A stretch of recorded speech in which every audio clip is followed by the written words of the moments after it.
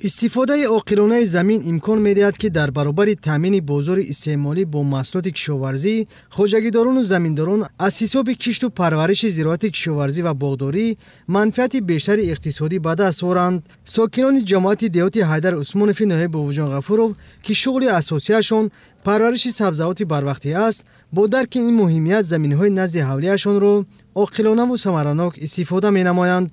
پرورش سبزیجات و کوچت آن با استفاده از گرمخانه‌های خرد و کلان در نزد حولی از شغل دائمی ساکنان این منطقه به شمار می‌رود. معروف خالقوف میگوید که هر سال از حساب استفاده با ثمر زمین نزد حولی بیش از 25000 سومانی درآمد می‌گیرند.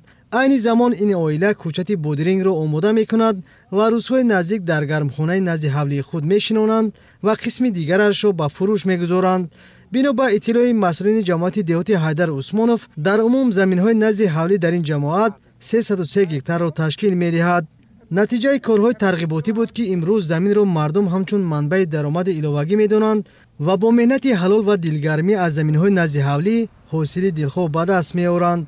مردمی دهی کلانگیر به همین پرنیک و گرمخانه‌ها در همین حولی‌ها مهنت خانگی می‌نمایند. اساساً زنان و بانوان به همین جلب گردیده ایستاده‌اند. ما از آن خرسند هستیم که همین در بازارهای شهری خوجند آنها همین محصولات خود را به فروش برآورده برای بلند برداشتن اقتصادیشان توجه کرده ایستاده‌اند.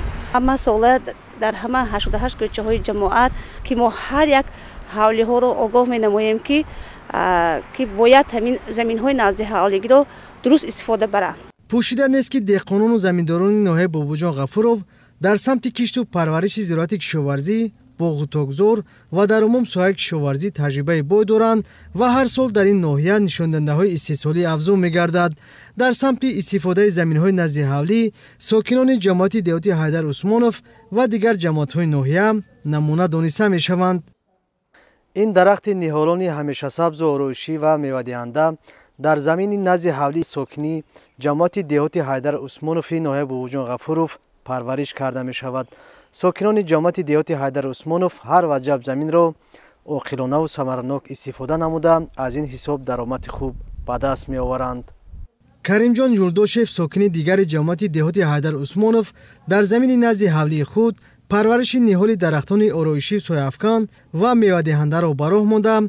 در برابر سهم گذاشتن در کارهای سبز و خرمگردانی این سمت کار به عائله درآمد الهوگی می‌آورد. همین طور مشاهده می‌شود که ساکنان این جماعت دستور و سفارش رهبرت عالی دولت و حکومت را در سمت عاقلانه استفاده نمودن زمین سرمشق کاری خود نمودند. در جماعت دهاتی حیدر عثمانوف زمین‌های خوجگی دهقانی 7900 گکتار را تشکیل می‌دهد.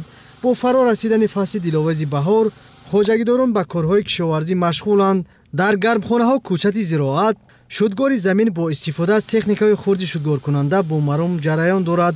همه کوشش‌ها بر آن روانه شده است که با استفاده از شرایط و امکانات موجوده پرورش سبزیجات بروقتی به راه مانده شود و بازار استعمالی با آن تامین گردد.